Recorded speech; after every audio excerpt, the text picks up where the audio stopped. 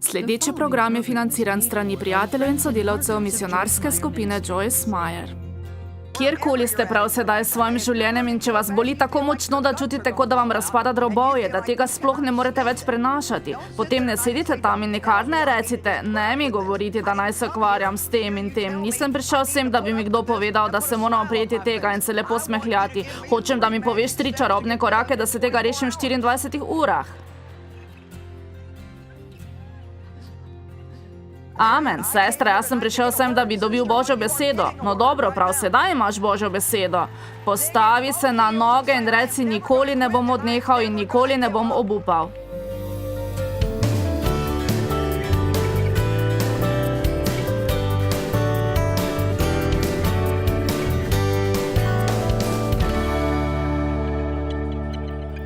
Nikoli ne odnehaj. Odnehati ni izbira. Lahko čutite, da boste odnehali, vendar pa ne morem dopustiti tega. Danes vam hočem povedati, da se morate vzravnati, ne pa odnehati. Namesto, da odnehate, se morate vzravnati in vztrajati v novem začetku, ki ga je Bog pripravil za vas, da bi živeli življenje, ki vam ga je pripravil. Govorili bomo o tem, kaj se zgodi na poti od jarka do palače. Jožef je bil mlad moški, ki je imel sanje. Upam in molim, da imate tudi vi sanje svojega življenja. Če nimate nobenih sanj in nobenega cilja za svoje življenje, potem je vaše življenje dolgočasno in enolično. Ne nehajte sanjati. Ni pomembno, koliko ste stari, vendar ne nehajte sanjati. Niste premladi, da bi sanjali in niti niste prestari, da bi sanjali.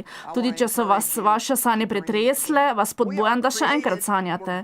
Ljudje smo ustvarjalni, gledati moramo naprej in pričakovati. Nekaj moramo imeti, kamor težimo. Tako je zelo pomembno, da smo takšna oseba, ki ima svoje sanje in svoj cilj. To je zelo pomembno. Jožef je bil mladenič in je imel svoje sanje.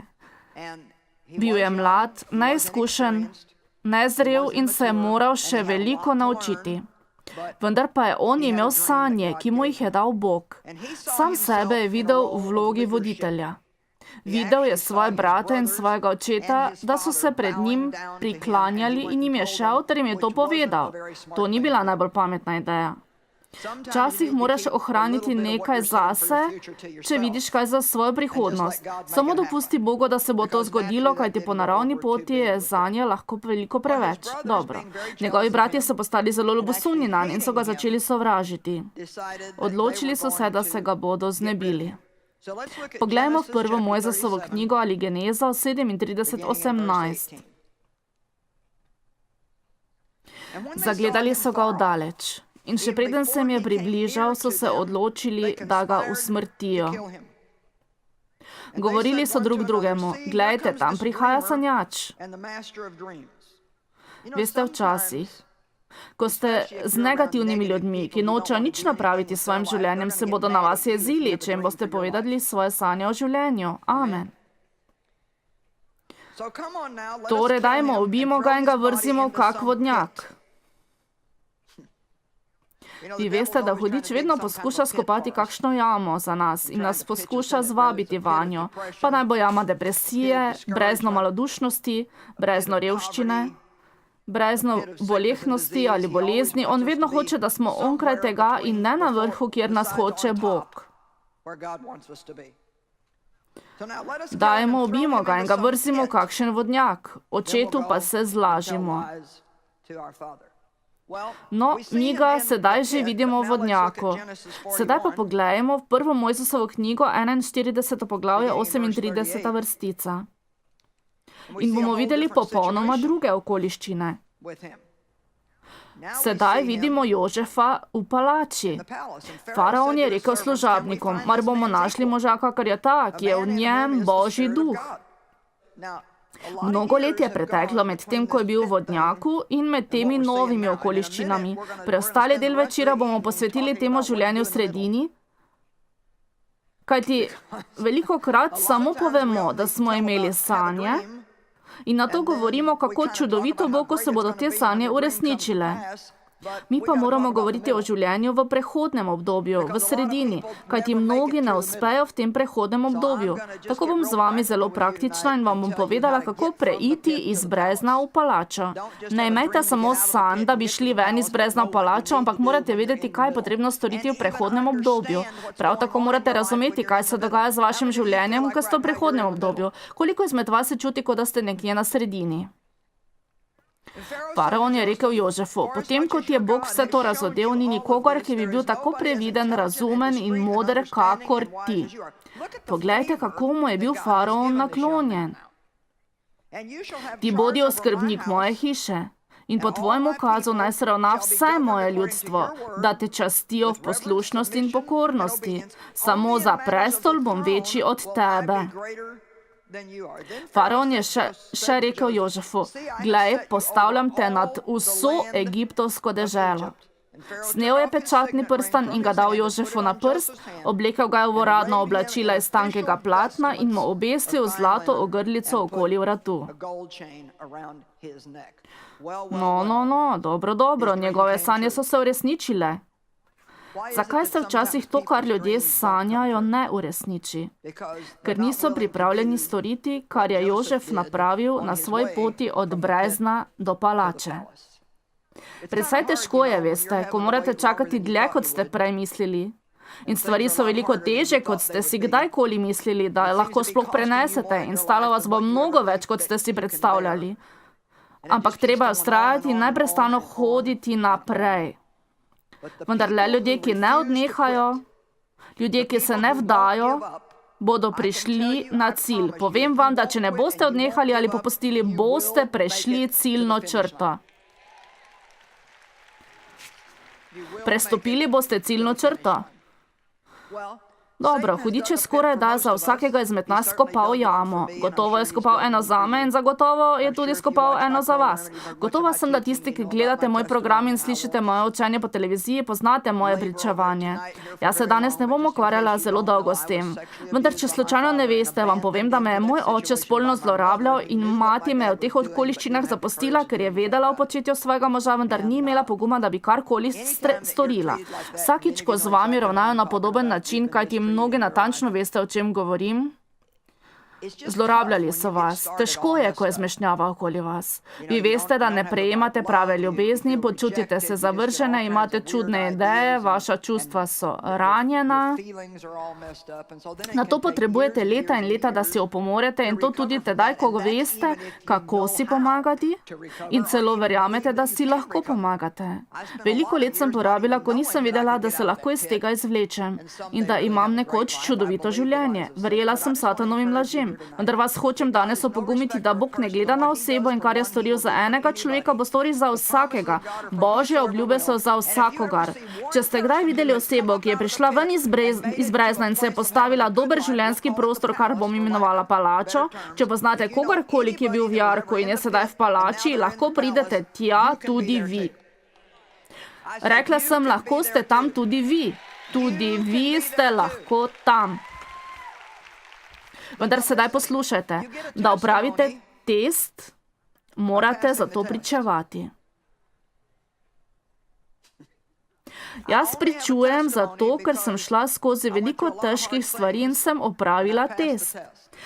Veliko ljudi je na testu, vendar vse, kar storijo z njim, je, da tarnajo. Namesto, da bi pričevali, le tarnajo. Tarnajo in stokajo vsem, kar se jim dogaja v njihovem življenju. Nekateri izmed vas veste veliko o zgodbi o Jožefu, drugi spet nekoliko manj. Zadnjih nekaj mesecev sem ugotovila, da mnogi, ki pridejo na moje predavanje, sploh ne poznajo Božje besede. To je presenetljivo. Zares ne poznajo Božje besede. Vi ste lačni in ste videli blišč nečesa, mogoče gledate televizijo ali pa vam je kdo povedal in tukaj je namig, da se stvari spremenijo za vas. Vendar pa ne poznate Božje besede. Pred kratkim sem vprašala ljudi, koliko jih ne pozna preroka Izaija 61. poglavje, ki govori, kako nam bo Bog dal venec na mesto pepela.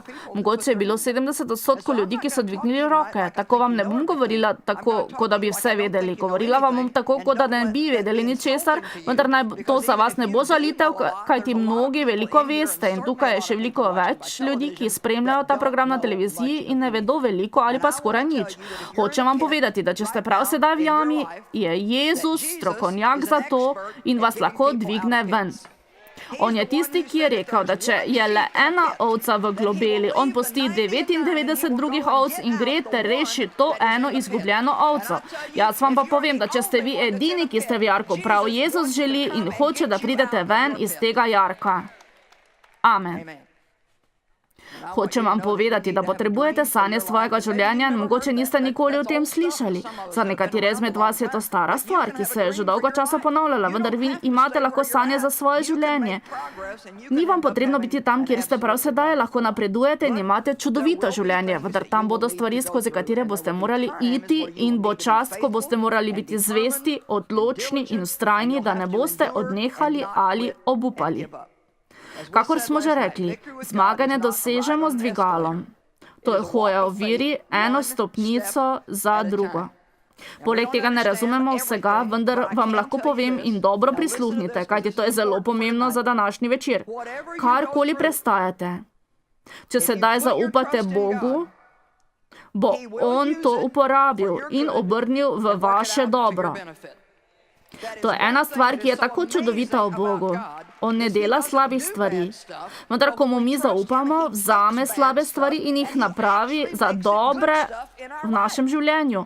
Kdo more prevzeti slabe stvari in jih napraviti v dobre? Samo Bog. Ne vem, kako bi vam še bolje to razložila in tudi ne bom. Oprostite, vendar bi si želela, da me ne bi zlorabili. Tega ne bom več rekla. Moram vam namreč povedati, da nima sicer smisla v mojem mišljenju, ampak ni mi več žal, da se je to zgodilo, kajti nekako vem, da je Bog v mojem življenju deloval potem in mi je pomagal postati takšna osebnost, kot sem danes. Verjamem, da mi je On pomagal, da sedaj jaz lahko pomagam vam.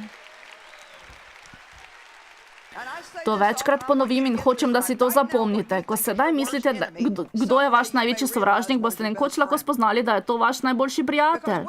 Ker v svojem življenju ne odraščamo v dobrem času. Ko se navežemo na Boga, duhovno rastemo in to je tudi vse, na kar bi se morali navezati. Mi pa se navezujemo na stvari, ki smo jih prejeli. Jožef je šel skozi zelo težke trenutke. Potegnili so ga ven iz tistega vodnjaka in gotova sem, da se je veselil tega dejstva. Naslednja stvar, ki se je zgodila, je pa, da so ga prodali kot sužnja. Tako je bil sužen. V Putifarjevi hiši dolgo časa. Nato je prišel stik z nekom drugim in mu je tudi ta bil naklonjen. Nato je Putifarjeva žena hotela imeti z njim spolne odnose. Ostal je zvest svoji integriteti in rekel, ne bom. Lagala je o njem in je končal v zaporu. Zaradi tega, kar ni storil, je ostal v zaporu 13 let. Vendar tudi v zaporu se je izkazal kot nekdo, ki nekaj velja. Veste, ko ste resnično Božji mož ali žena, ni pomembno, kje ste, kajti Bog vas lahko poviša in dvigne, ne glede na okoliščine. Kjerkoli je bil, se je izkazal in ljudje so spoznali, da je Božja roka nad njim in Bog je bil Jožefu naklonjen. Ni natančno opisano, kakšne so bile Jožefove navade, kaj je mislil in kako se obnašal v tem času. Vendar je iz Svetega pisma razvidno, da je bil zelo pozitiven človek in je lepo izgledal. Na koncu vsega, ko so prišli njegovi bratje in so se mu priklonili, ker je razpolagal z vsemi zalogami hrane, oni pa so stradali in so potrebovali hrano, je zagotovo bilo tako, kot je on nekoč sanjal. Oni so se priklanjali pred njim in so se kesali. On pa jim je rekel, to je zapisano v 1. Mojzesovi knjigi 50:20. Hoteli ste mi sicer storiti hudo, Bog pa je to obrnil v dobro, da naredi to, kar je očitno danes, da sem danes na položaju, ko lahko nahranim mnoge ljudi. Veste, da ne vem, da če ne bi šla skozi vse to, kar sem, ali bi sploh bila tukaj nocoj, kjer sem, nisem gotova. Pomagalo mi je, da sem postala to, kar sem. Sedaj tudi vi veste, da Bog ne dela slabih stvari, vendar če zaupate Bogu, kjerkoli že ste v svojem življenju, prav sedaj, če vas tako zelo boli, da čutite, da vam razpada drobovje, tako da tega sploh ne morete več prenašati, potem ne sedite tam in nikar mi ne recite, ne mi govori, da naj se ukvarjam s tem in tem. Nisem prišel sem, da bi mi kdo povedal, da se moram prijeti tega in na obraz postaviti na smešek. Hočem, da mi poveš 3 čarobne korake, da se tega hitro rešim v 24 urah. Amen. Sestra, jaz sem prišel sem, da bi dobil Božjo besedo. No, prav sedaj imaš Božjo besedo. Postavi se na noge in reci, nikoli ne bom odnehal in nikoli ne bom obupal. Hudič, ti se boš preveč utrudil pri meni in boš moral poiskati koga drugega, kajti jaz sem namenjen iz jarka v palačo in ti me ne boš ustavil. Neverjetno je, kaj se bo zgodilo, če ste dovolj vztrajni. Čas je, da pridete ven iz jarka. Poglejmo preroka Zaharija 9, 11 do 12. 11. vrstica. Glede tebe pa, zaradi zaveze, ki jo je Bog sklenil s svojim ljudstvom in je bila zapečatena s krvjo, bom osvobodil in odposlal tvoje ujetnike in jih izpustil iz jame, ki v njej ni vode. Hvala ti, Bog, kajti osvobojeni smo po Kristusovi krvi. V nobenem jarku ali jami vam ni potrebno ostati in to zaradi Kristusa, kar je za vas storil. A me slišite? Noben jarek vas ne bo onemogočil. Še mnogo raje imam 12. vrstico. Vrnite se v trdnjavo varnosti in blaginje, ujetniki upanja. Že danes oznanjam dvojno, ti bom povrnil z blaginjo. Kaj vam sedaj govori? Če boste vi ujetniki upanja. Predstavljajte si, nekoč sem imela postavljeno kletko. Šla sem noter in na zunanji strani je bil naslov upanje. Rekla sem, če boste vi ujetniki upanja, z drugimi besedami, ne boste šli proč od upanja, ne boste odnehali upati, zaklenjeni ste z upanjem, ste ujetniki upanja. Veste, nemogoče je premagati nekoga, ki ne bo nehal upati, tako da bodo drugi opazili spremembe v svojem življenju. Nekateri ste prišli žalostni, vendar boste odšli veseli, zato da ste prišli. Nekateri ste morda prišli jezni, vendar boste veseli, da ste prišli. Imeli boste samozavestno držo in zaupali boste v Boga, da lahko vzame vsako slabo stvar vašega življenja in jo napravi dobro za vas. Bog vam ne bo samo povrnil tega, kar ste izgubili, ampak vam bo dvojno povrnil. Jaz to imenujem, zaradi težav bo dvojno povrnjeno. Amen. Vi veste, da nas hudič hoče pahniti v brezno, kajti odkrito vam povem, da on ve, da bo on končal brezno. Nimam časa, da bi šla do tja, vendar v Razodetju 23 nam da precej jasno podobo njega, ki je zvezan za 1000 let v brezno brez dna.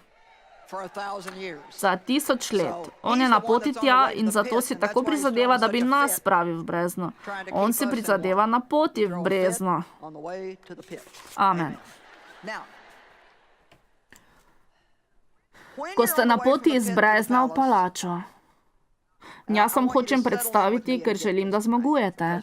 Nočem, da bi nenadoma odnehali nekje na sredi. Ne bodite takšna osebnost, ki se usmeri k zmagi, vendar ko je nekoliko bolj zahtevno, se pomakne na začetno linijo, obupa in začne vse od znova. Čas od jarka pa do palače je čas preizkušnje. Preizkuša se naš značaj. Razvija nas v takšne Božje može in žene, ki jih potrebuje na zemlji, da ga predstavljamo na tej zemlji. Veste, ko se je Bog dotaknil mojega življenja leta 1976, sem dobila Božjo obljubo, da bom poučevala veselo oznanilo po širnem svetu. Če sem čisto odkrita z vami, je bilo to popolnoma smešno, nemogoče, on stran mogočega. Zato nisem imela sploh nobene možnosti, razen če ni bil to Bog, da bi se to lahko zgodilo. Mislila sem tako, kot večina ljudi stori, kadar sliši od Boga, da se bom naslednjo jutro vstala iz postelje in bom začela tisto veliko duhovno službo. Veste, nič takšnega se ni zgodilo. Imela sem veliko tako imenovanih tihih let, ko sem bila le jaz sama z Bogom in svojimi sanjami in hudič mi je ves čas prišepetaval, da sem neumna. Imela sem nekaj priložnosti, poučevala sem svetopismo na domu 5 let in potem se dodala še 5 let. Na to me je Bog postavil na polico in 1 leto nisem delala nič. To je bilo zelo težko. Nato sem delala v cerkvi in sem bila 5 let pod avtoriteto nekoga drugega. Nato pa sem začutila nekaj takšnega, kot da Bog hoče, da grem ven. Začela sem duhovno službo na severu, jugu, vzhodu in zahodu. Nato, veste, mi cerkev ni plačevala mojih položnic. Morala sem verjeti Bogu, da bo on plačal moje položnice. Veste, imela sem tako majhna srečanja, nihče ni hotel biti na teh srečanjih. Mislim, zelo lepo je biti danes v tej veliki dvorani, ki je lepa in polno čudovitih ljudi. Ljudje, to je palača, vam povem. Vendar vam povem, da na moji poti iz Jarka do palače sem morala biti na mnogih krajih in delati mnoge stvari, za katere vi ne bi bili tako navdušeni. Več kot enkrat se spomnim, ko sem šla na ta majhna srečanja in sem morala pobirati kurje kosti po tleh, ki so ostale od včerajšnje zabave, preden smo sploh lahko postavili stole in začeli z srečanjem. Bili smo kot ena. Jaz, moj mož David in pevec pri slavljenju. David je vozil kamion, vse je spravil nanj. Potem pa je razložil. Jaz sem predavala, molila in razlagala Božjo besedo. Pevec je pel, igral kitaro, igral na klavir in z eno nogo je igral bobne. En mož je bil cel orkester. Amen. To sem delala leta in leta. Danes je tukaj lepo. Tu je Matt Redman, eden izmed najboljših pevcev slavljenja na svetu in pisec besedil. In čez nekaj tednov bo z nami Israel Houghton, zadnji teden je bil z nami Martin Smith in vsi drugi, z nami so bili Jesus Culture iz Kalifornije in tako naprej. Sedaj lahko najamemo najboljše, vendar vam nekaj povem. Bil je pevec, ki je lahko vse napravil z nogami in preostalo je opravil z rokami. Bil je z nami leta in leta. In tako sem bila utrujena od tega, hočem, da me poslušate. Tako sem bila utrujena od vsega tega, ko imate veliko vizijo, niste navdušeni nad majhnimi stvarmi. Dajte no. Mogoče imate vi veliko vizijo za svoje življenje. Ali je to, da se rešite dolgov, da se poročite, ali da vidite spremembe na svojih otrocih, ali da pospravite svojo hišo ali karkoli. Ni potrebno, da je to pridiganje. Upam in molim Boga, da imate kakšno vizijo za kaj boljšega, v čemer ste prav sedaj. Vi veste, da vam bo Bog dal izpolnitev sanj. Majhne slabotne odseve ob poti, da je še vedno majhna lučka upanja in to je dovolj za vas. Če še ostaja majhna iskrica upanja, je to za vas dovolj, za nas neustavljive, nore ljudi, da se od tega oklenemo in verjamemo nemogočemu. Verjamem, da je Božja beseda resnična in se nam zato zares lahko uresniči.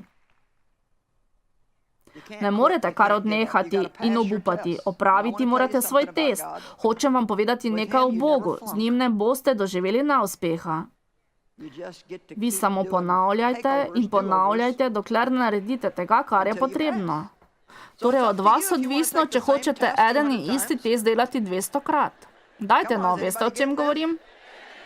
Če želite, lahko isti test delate 200-krat, vendar pa vam nekaj povem, če se najdete sami, da hodite in hodite okrog ene in iste neumne gore, zakaj se ne prebudite in se rečete, to ne deluje. Mogoče bi moral dati prednost temu, kar Bog hoče od mene. Ali ste vsi pripravljeni za to, da date prednost temu, kar Bog od vas zahteva? Veste kaj? Bog ne bo spremenil svojega mnenja. Ne vem, če poznate zgodbo. Mogoče ste jo že slišali. Osel je padel v jamo in njegov lastnik je pogledal dol in rekel, to je star osel in jama je tako globoka. Veliko dela bi bilo potrebno, da ga potegnemo ven, ker pa je star, mislim, da bom poklical nekaj prijateljev in ga bom kar tukaj, ga bomo zakopali in ga pustili v tej jami. Pripeljal je svoje prijatelje in ti so začeli z lopatami metati zemljo v jamo. Osel je v začetku samo jokal, ne vem, kako je zvenilo. Veste, zelo glasno in neznosno, bilo je neznosno, strašno cviljenje. Nato pa je po nekaj lopatah postal osel popolnoma miren.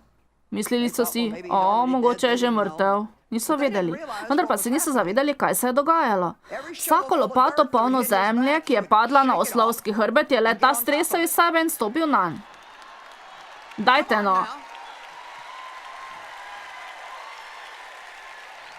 Več, ko so metali v jamo, več zemlje je stresel iz sebe in stopil na vrh. To je delal dovolj dolgo in se ni vdal. Kaj kmalu je bilo dovolj zemlje in blata v njegovi jami, da se je s to pomočjo dvignil na površje in odšel ven iz jame.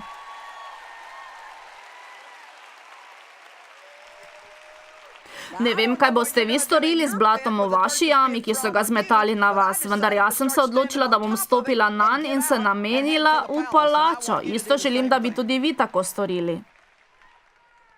Slava Bogu!